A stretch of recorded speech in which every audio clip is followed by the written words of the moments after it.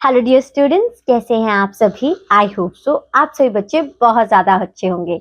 आज हमारे पास है चैप्टर नंबर 5 जिसका नाम है stopping by woods on a snowy evening.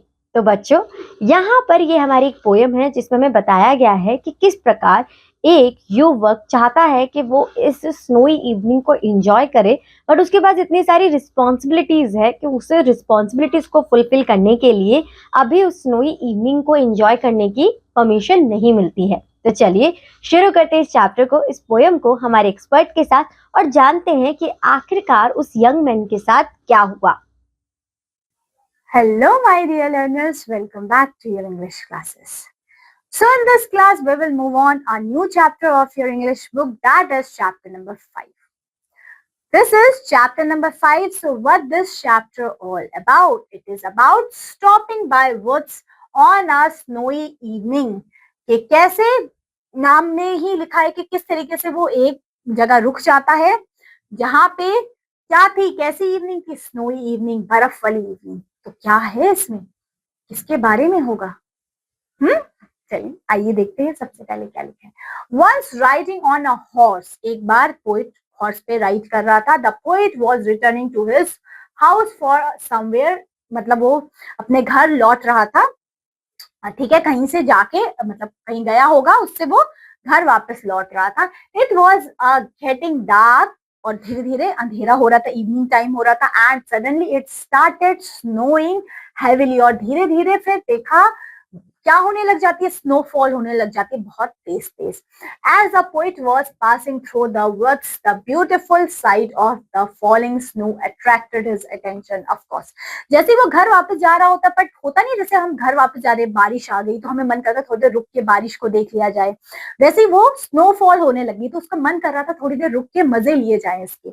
But he wanted to enjoy the beauty of the nature, उसको मन था ब्यूटी ऑफ नेचर को एंजॉय करने का। But his duties and responsibility restricted him from doing so. But उसके पास इतने काम थे, इतनी उसकी ड्यूटीज थी, उसको घर जाके अपनी और चीजें करनी थी, बहुत बिजी था कि उसके पास वो जो टाइम था उसको फील करने का भी टाइम नहीं था।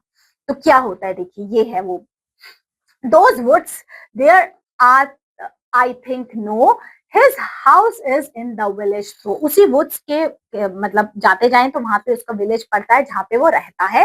He was not seeing me stopping here to watch his woods fill up snow। और ये स्नोफॉल ऐसी हो रही थी कि मेरे पास इतना टाइम नहीं था कि मैं वहां रुकूं और देख सकूं। My little horse just think it queer।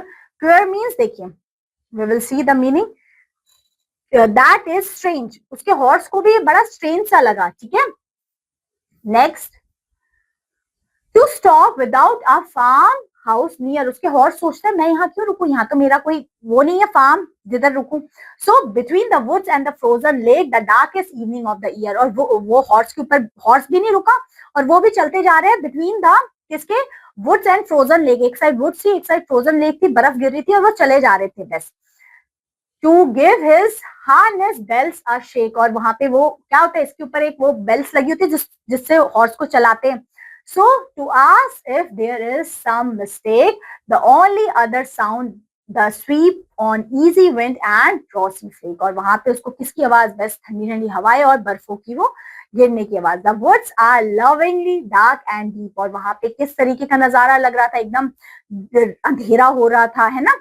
But I have promised to keep and miles to go before I sleep।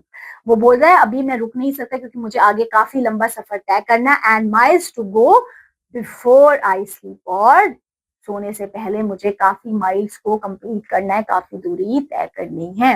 Robert Frost ने लिखी गई है पोयम। ठीक है, समझ में आया क्या था?